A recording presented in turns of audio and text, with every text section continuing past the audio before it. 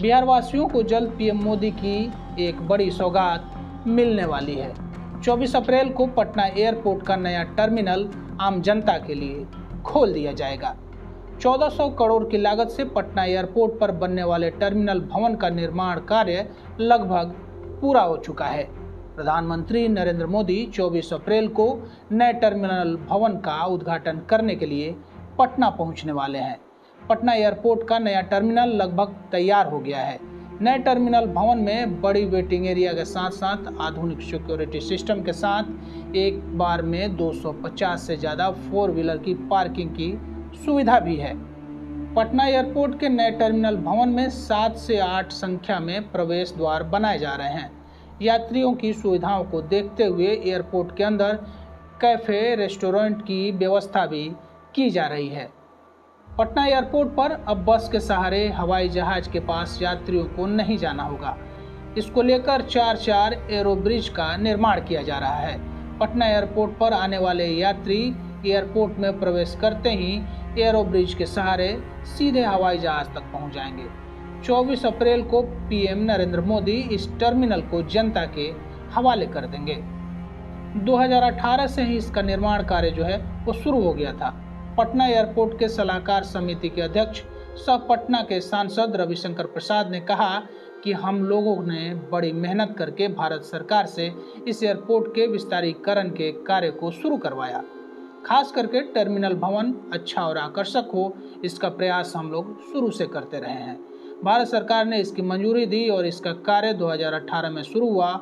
यह टर्मिनल भवन वर्ष 2022 तक बनकर तैयार होना था, लेकिन कोरोना के कारण कुछ दिक्कतें आईं। ये टर्मिनल पटना वासियों के लिए एक सौगात है। पीएम मोदी ने यह सौगात बिहार को दिया है। हम लोगों ने इसके लिए बहुत संघर्ष और प्रयास किया, तब जाकर ये बना है। अप्रैल तक काम पूरा करने की बात कही गई है। काम जल्दी होने की अपेक्षा है। पीएम इसका उद्घाटन करेंगे, ये हमारी इच्छा है। हमारा पटना हवाई अड्डा दुनिया का दूसरा या तीसरा अड्डा है जो शहर के बीच है। रविशंकर प्रसाद की ये बातें हैं। टर्मिनल विस्तार को लेकर कहा जा रहा है कि पटना एयरपोर्ट का नया टर्मिनल भवन जो है 65,150 वर्ग मीटर का होगा, जबकि मौजूदा टर्मिनल 11,820 वर्ग मीटर में फैला हुआ है।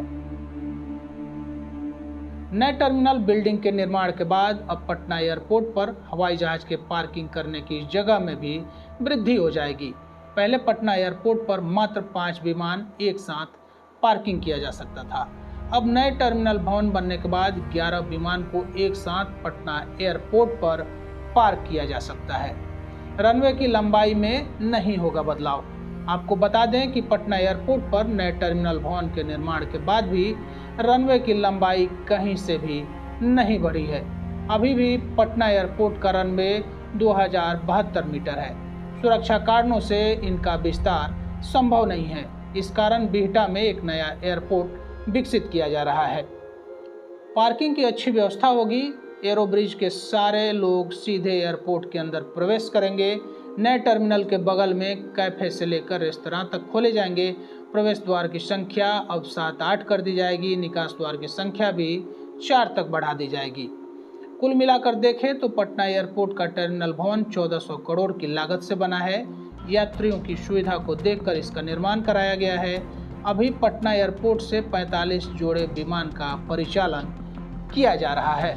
नए टर्मिनल भवन बनने के बाद पटना से अंतर्राष्ट्रीय उड़ान की संभावना भी देखने को मिल रही है। उम्मीद की जा रही है कि इस साल के अंत तक पटना से अंतर्राष्ट्रीय विमान सेवा भी शुरू की जाएगी और नए टर्मिनल भवन बनने के बाद सिंगापुर, मलेशिया, मॉरिशस, दुबई की सीधी उड़ान भी यहां से शुरू की जा सकती है। 24 अप्रैल को मधुबनी में पीएम का कार्यक्रम होना है।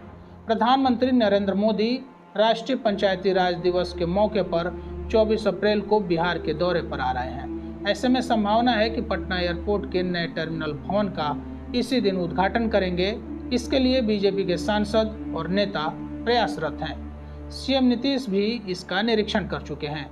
जयप्रकाश नारायण अंतर्राष्ट्रीय हवाई अड्डा के नए टर्मिनल का सीएम नीतीश कुमार भी निरीक्षण कर चुके हैं। सितंबर 2024 को सीएम अचानक निर्माणाधीन टर्मिनल का निरीक्षण करने पहुंच गए। इस दौरान नीतीश ने एक बैठक कर विस्तारीकरण का जायजा लिया और अधिकारियों से मास्टर प्लान की विस्तृत जानकारी भी ली। आपको हमारा ये कैसा लगा, कमेंट बॉक्स में अपने कीमती सलाह सुझाव अवश्य दें। हमसे जुड़ने के लिए बहुत बहुत धन्यवाद। आभार। नमस्कार।